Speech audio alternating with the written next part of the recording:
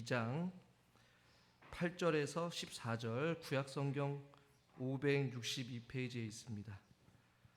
열왕기하 2장 8절에서 14절 교독하겠습니다. 엘리야가 겉옷을 가지고 말아 물을 치매 물이 이리저리 갈라지고 두 사람이 마른 땅 위로 건너더라.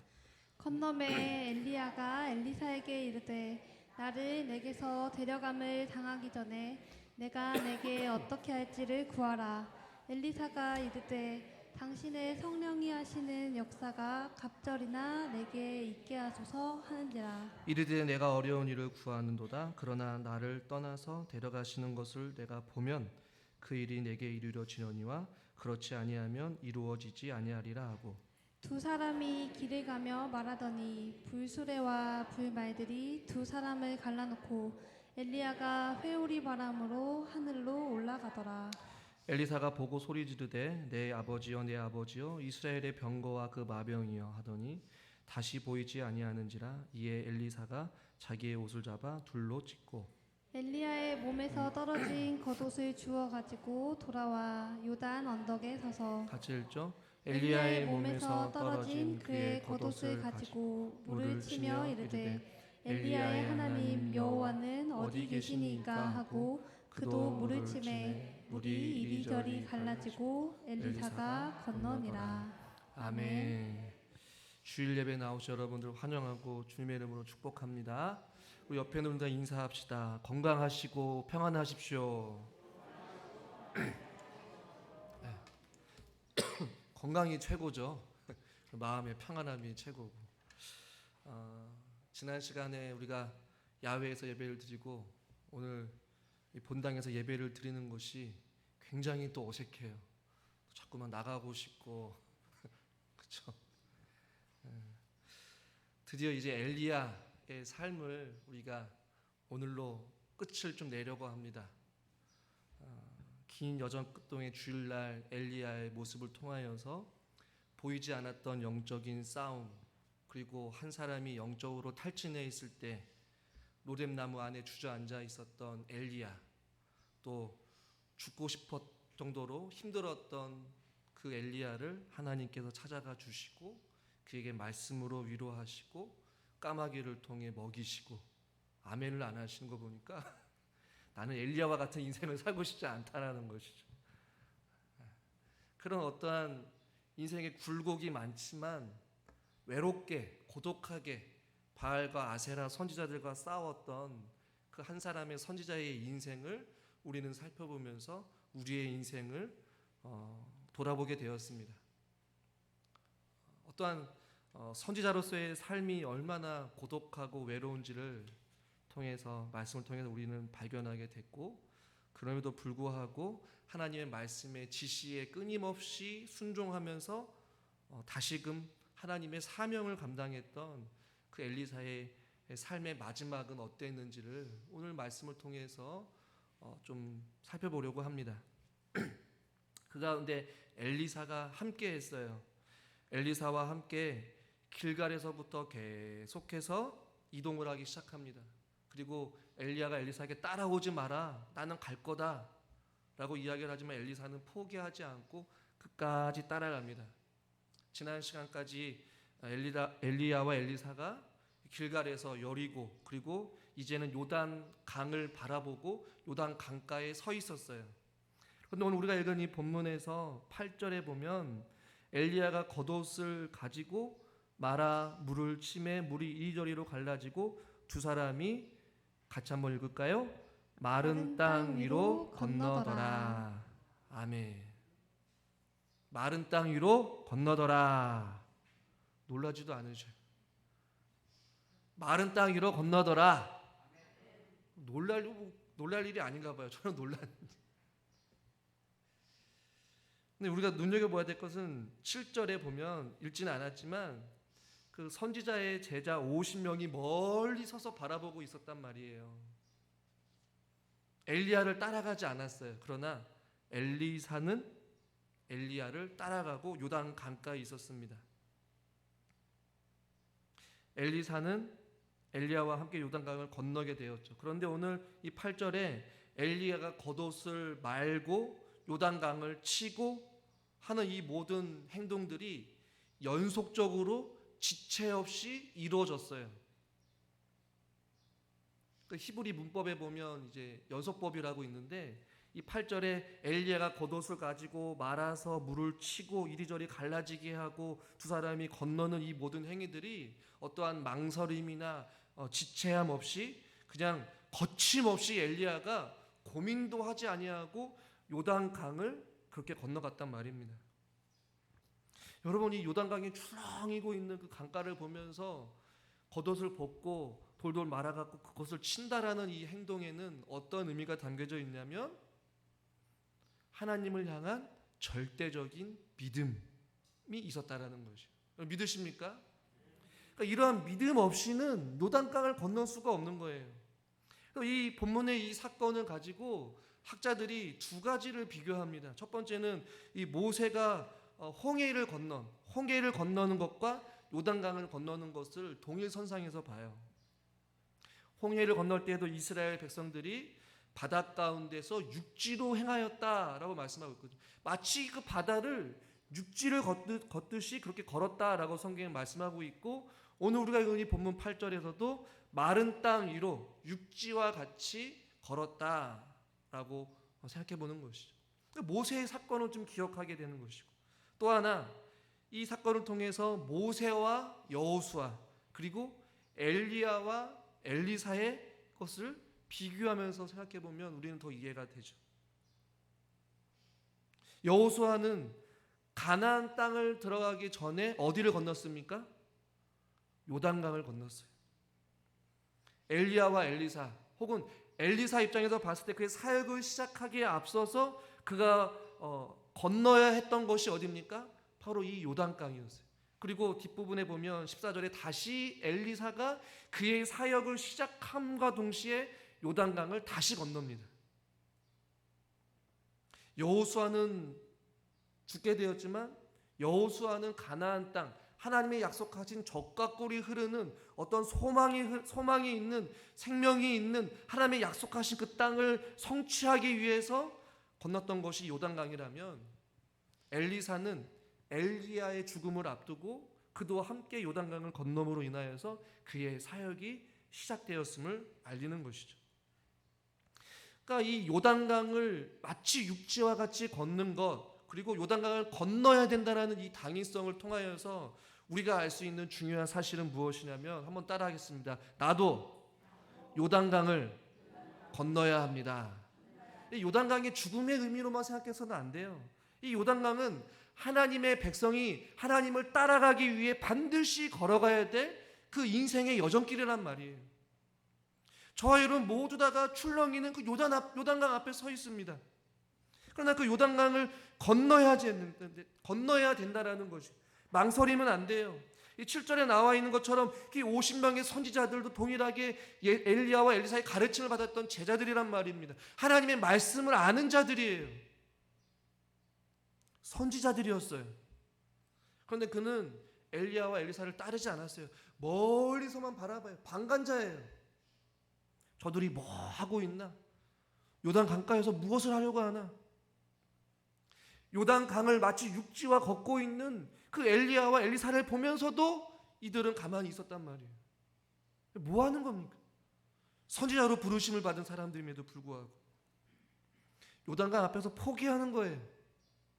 멀리서 방가자처럼 헌신하는 사람, 주님께 기도하는 사람, 하나님의 눈물을 흘린 사람, 멀리서만 바라보는 거죠. 여러분 잘 기억하십시오. 요단강을 건너야 가나안 땅을 밟을 수 있어요. 믿으십니까? 그러니까 요단강을 건너야 하나님의 약속을 성취할 수 있는 것이에요. 요단강을 건너야 하나님의 말씀의 능력을 경험할 수 있는 것이에요. 찬송가 360장에 보면 이런 찬양이 있잖아요. 멸류관 받으리 저 요단강 건너. 멸류관을 받기 위해서 요단강을 건너야 되는 거예요. 다 요단강을 이들이 마치 마른 땅 위를 걷듯이 걷고 나서 엘리야가 제안을 합니다. 9절 말씀을 보십시오. 우리 9절 말씀을 같이 한번 읽어보겠습니다. 건너매 엘리야가 엘리사에게 이르되 나를 내게서 데려감을 당하기 전에 내가 내게 어떻게 할지를 구하라. 엘리사가 이르되 당신의 성령이 하시는 역사가 갑절이나 내게 있게 하소서 하는지라. 아멘. 아주 유명한 구절이죠. 우리에게 갑절의 은혜를 달라는 이 갑절이라는 표현이 오늘 여기서 나오고 있어요.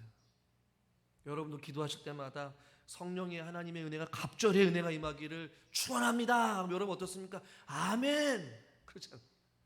왠지 갑절이라고 하니까 기분이 좋죠. 근데 이거 배경을 아셔야 돼요.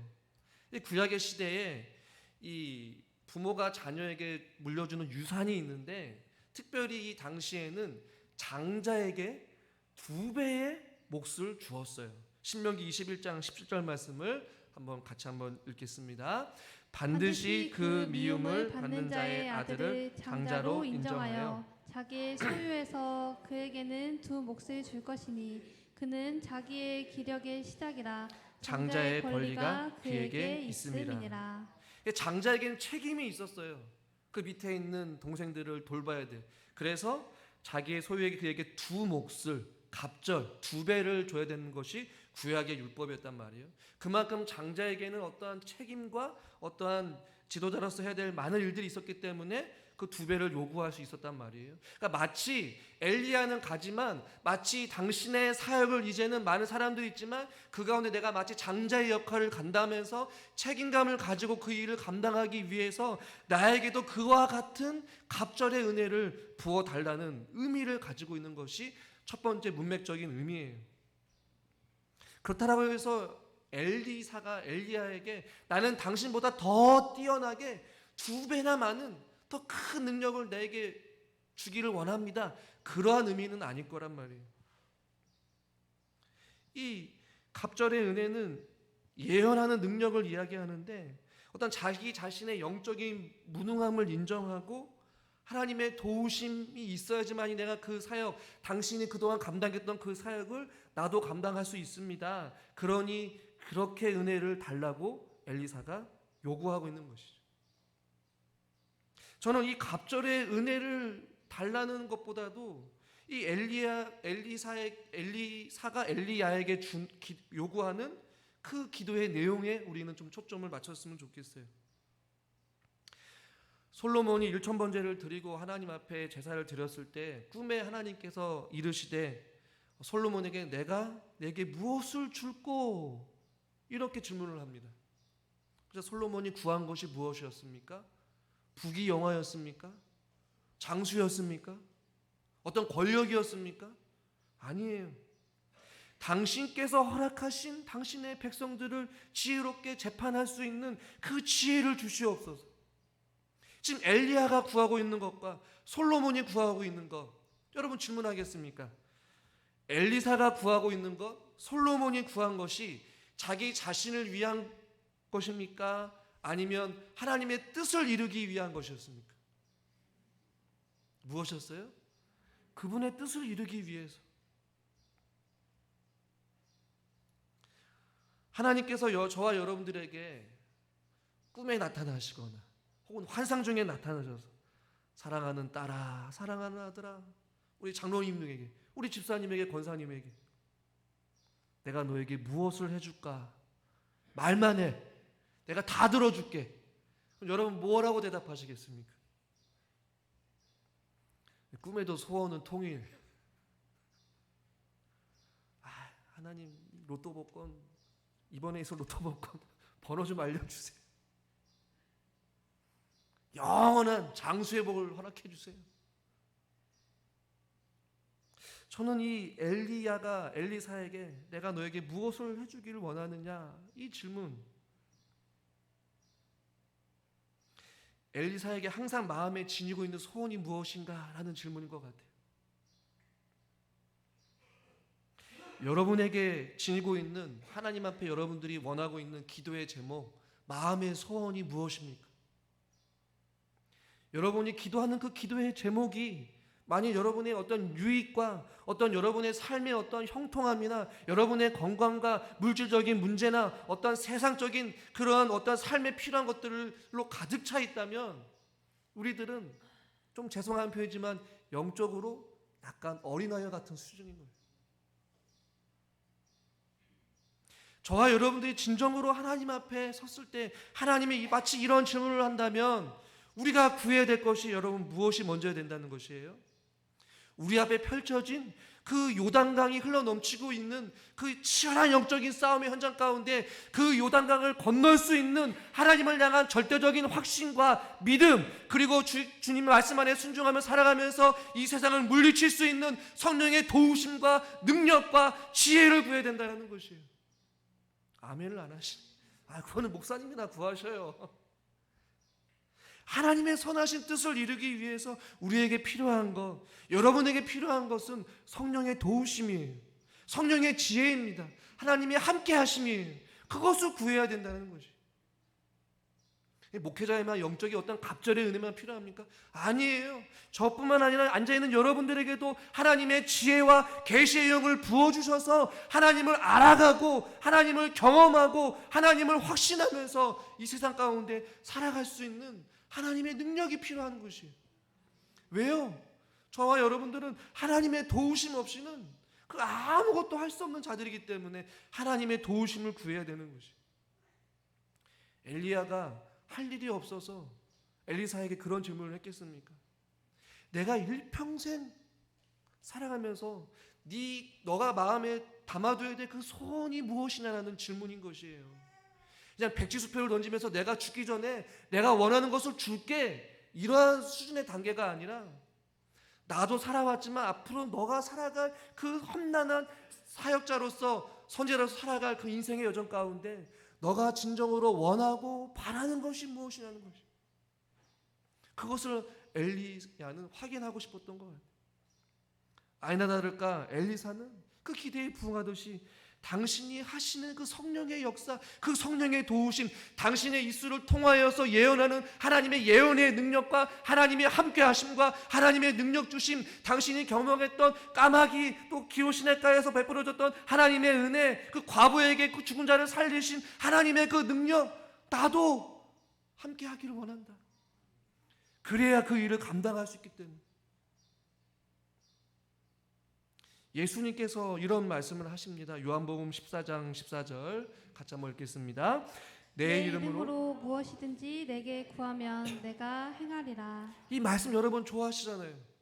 기도하면서 하나님이 내 이름으로 무엇이든지 구하면 준다고 말씀하셨으니 하나님 나에게 이것을 주세요, 저것을 해주세요 달라고 기도하잖아요. 그런데 그 기도의 제목은요, 아무에게나 주어지는 것이 결코 아니에요. 원하는 것을 무한대로 아무런 조건 없이 주시겠다라는 의미가 결코 아닙니다. 하나님의 뜻과 하나님의 일에 무관심하는 자들에게 주는 것이 결코 아니에요. 엘리사처럼 그의 주인이 엘리야를 끝까지 따라가면서 주의 사명을 감당하기 위해 믿음으로 순종의 길을 걷기를 다짐하는 사람. 요단 강가 앞에서도 죽음을 각오하고 그 발을 내딛는 믿음의 결심, 결단, 그리고 주를 위해 살겠나라는 그런 마음을 가지고 주님 앞에 자기의 인생 전부를 맡기는 자들에게 주시는 약속이 바로 내 이름으로 무엇이든지 구하면 내가 그것을 행할 것이다 라는 것이. 그 때문에 저와 여러분들이 일평생 기도 제목으로 삼아야 될 것은 바로 그것입니다. 하나님 앞에 간구하는 마음의 소원 중에 가장 우선시돼야 될 것은 하나님의 능력과 하나님의 도우심을 구하시기를 주님의 이름으로 간절히 축원합니다. 근데 엘리야의 대답이 좀 이해가 안 돼요. 우리 10절 말씀을 조금 보도록 하겠습니다. 10절 같이 한번 읽어보겠습니다. 이르되 내가 어려운 일을 구하는도다. 그러나 나를 내게서 데려가시는 것을 내가 보면 그 일이 내게 이루어지려니와 그렇지 아니하면 이루어지지 아니하리라 하고. 잘못 이해하면 내가 어려운 일을 구하는도다. 나는 너에게 이것을 해줄 수가 없어. 그러려면 뭐하러 내가 필요한 것을 말해라고 얘기했겠어요. 그런 의미가 아닌 것이죠. 원하는 것을 내가 줄 능력이 없다 이것도 아니에요. 주지 않겠다라는 말도 아니에요. 이 말에 숨겨진 의미는 엘리야가 조건을 걸죠. 내가 어려운 일을 구하는도다. 그러나 그 다음부터 중요해요. 나를 내게서 데려가시는 그 하나님을 내가 보면 뭐라고요? 내가 그것을 본다면 그것이 조건이에요. 그 일이 내게 이루어질 것이다. 그리고 그렇지 아니하면 보지 못한다면 이루어지지 아니하리라. 마지막 최후의 관문과 같이 엘리야 역시 엘리사를 하나님 앞에 맡깁니다. 그것을 보느냐 보지 못하느냐가 지금 굉장히 중요한 건인 것이.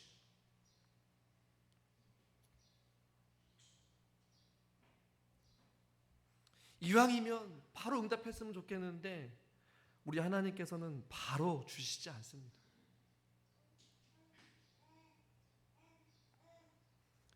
엘리야의 이 말에 숨겨진 의미는 끝까지 엘리사가 순종하는지 아는지 여부를 알고 싶었던 거죠. 계속해서 엘리야를 따라갔습니다. 요단강까지도 건넜습니다. 그리고 하나님의 때를 기다리라는 것이죠. 그리고 그 때를 네가 인내하면서 보게 되면 너가 원하는 것이 이루어지게 될 것이다 라는 것이. 그러니까 우리 하나님은 그 사람이 준비될 때까지 쉽게 말하면 뜸을 들이시는 하나님이심을 우리는 이 구절을 통해서 발견하게 되죠. 아브라함에게 내 씨가 별과 같이 빛날 것이다 라고 이야기를 했지만 아브라함의 씨를 통하여서 그 어떠한 자녀도 출산내지 못하였어요. 그러나 결국에는 아브라함이 이삭을 허락하셨죠. 그러나 우리 입장에서는 보면 아브라함이 그렇게 빨리 이삭을 가진 것은 아니었어요. 빨리 주지 않으셨죠.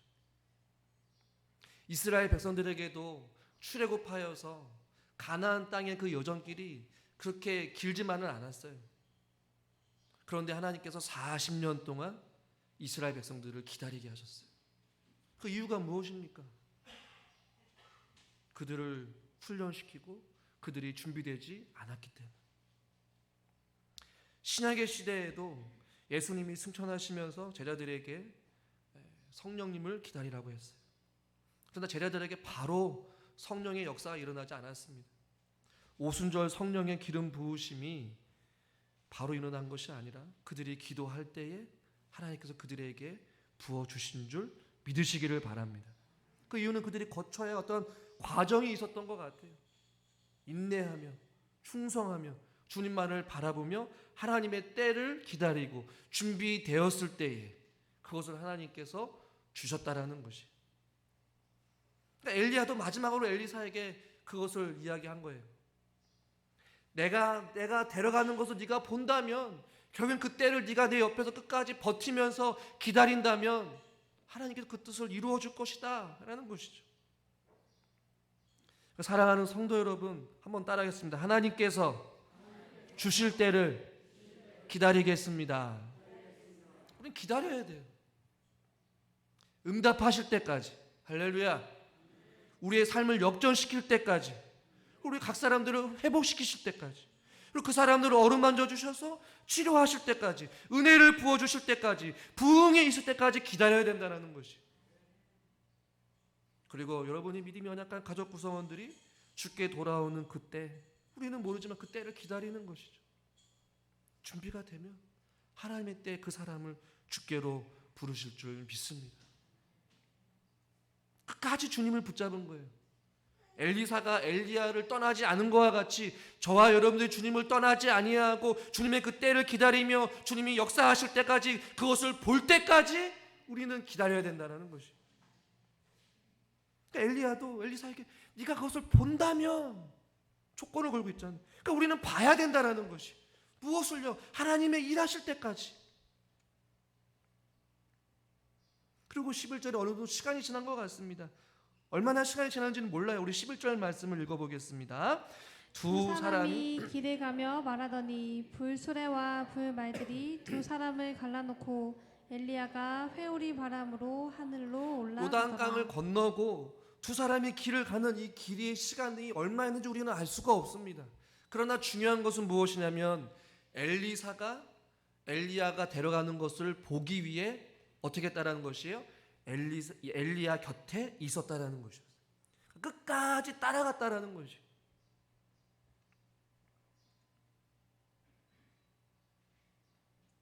그리고 불수레와 불말들이 두 사람을 갈라놓고 엘리야가 회오리 바람으로 하늘로 올라갔다. 할렐루야.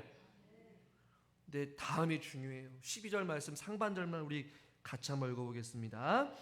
엘리사가 보고 소리 지르되, 여기까지요. 엘리사가 어떻게 했다고요?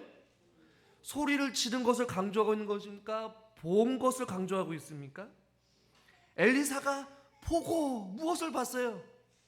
엘리야가 올라가는 것을 보았다라는 것이에요. 그러니까 본문에 저는 그것을 강조한 거예요. 결국에는 엘리사가 엘리야를 끝까지 따라갔을 때 그것을 본 것이었어요. 그것을 보게 되었다라는 것입니다. 어떻게 보았습니까? 엘리야를 끝까지 따라갔기 때문에. 다른 성지 생도들은 보지 못했어요. 요단강을 건너지도 못했어요. 오직 엘리사만 보았습니다. 그러니까 주님을 끝까지 붙잡는 자들만이, 혹은 주님을 끝까지 따르는 자들만이 볼 수 있는 것이, 믿으십니까? 그러니까 주님을 따르는 삶, 누구든지 나를 따르려거든 자기를 부인하고 자기 십자가를 지고 따라오라. 그러니까 자기 부인과 자기 십자가를 지지 않는 자들은 주님을 따라갈 수가 없어요. 그런데 엘리사는 지금 엘리야를 따라가고 있어요. 마찬가지로 저와 여러분들이 주님을 보기를 원하신다면, 그 응답의 때를 기다리기를 원한다면, 하나님의 살아계심을 경험하기를 원하신다면 주님을 따라가야 되는 것이에요. 중도에 하차하면 안 돼요. 멈춰서면 안 된다는 것이죠. 길갈에서, 베델에서, 요단 강가에서 그것을 걷기가 두려워서, 헌신하기가 두려워서 우리의 기도를 멈춰서는 안 된다는 것이, 바쁘고 분주한 우리의 삶을 통하여서 예배의 생활을 소홀히 해서는 안 된다는 것이. 그러면 주님을 따라갈 수가 없어요. 그럼 우리는 볼 수가 없어요. 우리는 경험할 수가 없어요.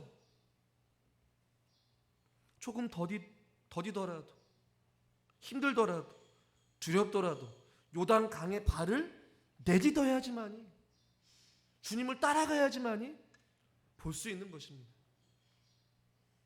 사랑하는 성도 여러분, 주님을 따르는 삶을 멈추지 않기를 주님의 이름으로 간절히 축원합니다.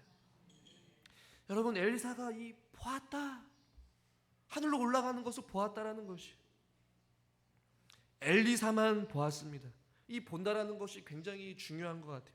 저는 저와 여러분들도 주 예수 그리스도를 볼 수 있기를 주님의 이름으로 축원합니다.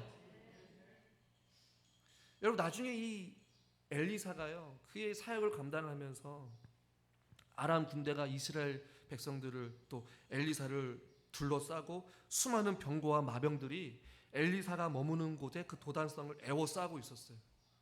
어마어마한 군인들이 그들을, 엘리사를 죽이려고 둘러싸고 있었습니다. 당황하는 그의 시종이 벌벌 떨고 있었어요. 그러자 엘리사가 이런 말을 합니다.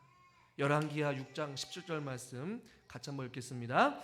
기도하여 이르되 여호와여, 원하건대 그의 눈을 열어서 보게 하옵소서 하니, 여호와께서 그 청년의 눈을 여심해 그가 보니 불말과 불병거가 산에 가득하여 엘리사를 둘렀더라. 할렐루야. 엘리사가 기도해요. 눈을 열어 보게 하여 주시옵소서. 무엇을 보라는 것이에요? 오늘 여기에도 불말과 불병거가 있어요. 그러니까 엘리사가, 엘리야가 하늘로 승천할 때 함께 있었던 불수레와 불말들, 구체적으로 이것이 무엇인지 학자들마다 아무도 해석을 못해요. 그러나 엘리사는 그것을 보았단 말이에요. 그런데 그의 사역의 삶 가운데서도 불말과 불병거가 엘리사를 지키고 보호하고 있던 것을 엘리사는 늘 언제나 보고 있었단 말이에요. 이 말은 영적으로 깨어 있었다는 것이. 그리고 그가 기도했을 때 그의 시종도 동일하게 그것을 보게 하신 것이었어요. 하나님이 함께 하심을 보게 된 것이죠. 여러분 잘 아시는 욥이 마지막에 그가 고백을 하죠. 욥기 42장 5절 말씀 같이 한번 읽겠습니다. 욥기 42장 5절입니다. 내가 주께 대하여 귀로 듣기만 하였사오나 이제는 눈으로 주를 배웠나이다. 아멘. 여러분 실제적으로 욥이 주를 본 것입니까? 아니잖아요. 그 어려운 숱한 고난과 아픔과 자녀의 이름 슬픔과 자기 몸에 욕창이 일어나는 그런 수많은 고통 가운데서 결국에는 하나님을 만나게 된 것이, 그것을 이제는 내가 눈으로 배움나이다. 내가 이젠 귀로만 듣고 그냥 말씀으로만 알았던 그 하나님에 대해서 이제 내가 눈으로 보았다는 것은 하나님을 만났다라는 것이. 할렐루야. 그러니까 저는 여러분들도 주를 보기를 원합니다라는 이 말의 의미는 저와 여러분들이 주님을 만나기를 원한다는 것이에요. 하나님의 일하심을 경험하기를 원한다는 것이에요. 하나님의 치료하심을 경험하기를 원한다는 것이에요. 하나님의 응답하심을 여러분의 삶 속에서 경험할 수 있기를 주님의 이름으로 축원합니다. 우리의 눈을 열어 주님을 보게 하여 주시옵소서. 삶 속에 그것을 바라보자는 것이. 엘리사는 그것을 경험했습니다. 마지막으로 엘리야의 죽음을 한번 우리가 생각해 보기를 원하는데요. 11절 말씀을 같이 한번 읽어보도록 하겠습니다. 11절 말씀입니다. 두 사람이 길에 가며 말하더니 불수레와 불말들이 두 사람을 갈라놓고 엘리야가 회오리 바람으로 하늘로 올라가더라. 아멘. 여러분 엘리야는 한때 로뎀나무 아래 앉아서 하나님 앞에 자기를 죽여달라고 했던 자였습니다. 잘 아시잖아요.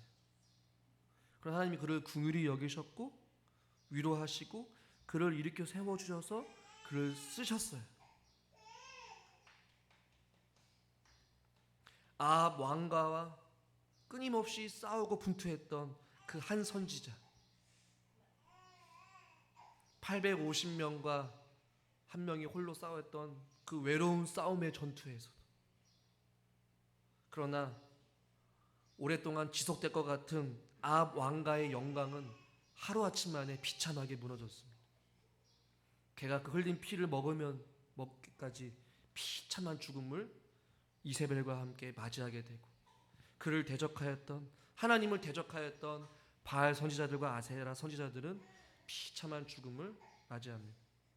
그러나 엘리야의 죽음이 아니라 엘리야의 승천은 바알과의 대결에서 최후 승리를 했다고 말하는 것처럼 하나님께서 엘리야를 데리고 가신 거예요. 그가 죽음을 이긴 것이죠. 여러분, 이 엘리야가 하늘로 승천한 이 죽음을 보면서 여러분 무엇을 보십니까? 어둠과 사망 권세를 깨트리시고 부활하신, 죽음을 이기신 예수 그리스도. 내가 세상을 이기었노라. 그것을 우리는 바라봐야 되는 것이에요. 그리고 저와 여러분들도 그 영광스러운 죽음에 저와 여러분들을 부르신 줄 믿으시기를 바랍니다. 하늘의 별과 같이 빛나는 하늘나라의 시민으로서 저와 여러분들을 불러주신 거예요. 그렇다면 우리에게 또 다른 기도 제목이 있죠. 우리의 죽음도 이렇게 영광스러운 죽음이 되게 해달라고 기도하는 것이. 또 하나, 이 죽음의 홀연성을 우리는 기억했으면 좋겠습니다. 홀연성, 갑자기 하늘로 올라간 거였어요. 오늘 보십시오. 11절에 두 사람이 길을 가다 말할 때, 길을 가다 말하고 있는 중간에 홀연히 하늘로 올라갔단 말이에요. 왜 하나님께서 이렇게 하셨을까? 우리는 이유를 알 수 없지만 죽음이라는 것이 참 허무하구나라는 것을 우리에게 또 보여주고 있는 거예요. 갑자기 오는 거예요. 이 가운데 우리가 언제 죽을지 아는 사람이 누가 있겠습니까? 그러나 분명한 사실은 모든 사람들은 다 죽는다라는 것이, 언젠가는 떠나가야 될 자들이라는 것이죠. 우리는 나그네와 같은 세상을 살아가야 됨을 엘리야의 죽음을 통해 또한 발견하게 됩니다. 그가 남겨준 건 무엇이었어요? 겉옷 한 벌이었어요. 그것도 엘리사가 입고 갑니다. 아무것도 남는 게 없어요. 우리가 바라봐야 될 본향은 어디입니까? 세상이 아니에요. 바로 저 천국인 줄 믿으시길 바랍니다. 그러니까 썩어져갈 인생에 금방 살아가져갈 것들에 우리의 삶을 드리는 것이 아니라, 비록 우리가 이 땅 가운데 살아가지만 호련히 죽음을 맞이하게 될 우리의 인생이고, 영원히 천국에서 누리게 될 우리의 삶을 바라보며 천국을 사모하며 살아가야 될 우리의 삶이라는 것이, 영원한 실체의 세계를 사모하시기를 주님의 이름으로 축원합니다. 마지막으로 우리들은 불수레와 불말들을 보지 못할 수도 있어요. 그리고 회오리 바람을 타고 하늘로 승천하는 어떤 이런 기이한 어떠한 놀라운 일들을 우리가 직접 보지 못할 수도 있습니다. 그러나 지금 저와 여러분 살고 있는 이 시대에 우리에게 하나님이 주어진 것이 있습니다. 그것은 무엇이냐면 바로 하나님의 말씀입니다. 그 말씀을 통해 지금도 하나님의 일하심을 우리는 볼 수가 있다라는 것이, 주의 눈을 열어 저와 여러분들이 주를 바라볼 수 있기를 주님의 이름으로 간절히 축원합니다. 성령의 능력을 주시고 진리의 말씀으로 우리를 깨닫게 해주시고 하나님의 역사하심을 우리가 날마다 경험하시면서 살아가는 우리의 인생 여정길 될 수 있기를 주님의 이름으로 축원합니다. 엘리야가 호련히 주님 앞으로 부르심을 받았듯이 저와 여러분도 호련히 주님의 부르심을 받을 그때가 반드시 올 것입니다. 그렇다면 주님 오실 그날까지 우리가 해야 될 것은 끝까지 주님의 말씀에 순종함으로 주님이 가라 하신 그 길을 걸어가는 것, 예수님을 따라가는 삶, 예수님만 붙잡는 삶, 예수님만 바라보는 삶, 천국의 본향을 두고 고향을 향하여서 영원한 천국에 대한 꿈을 가지고 살아가시는 저와 여러분들 될 수 있기를 주님의 이름으로 간절히 축원합니다. 기도하겠습니다. 하나님 아버지,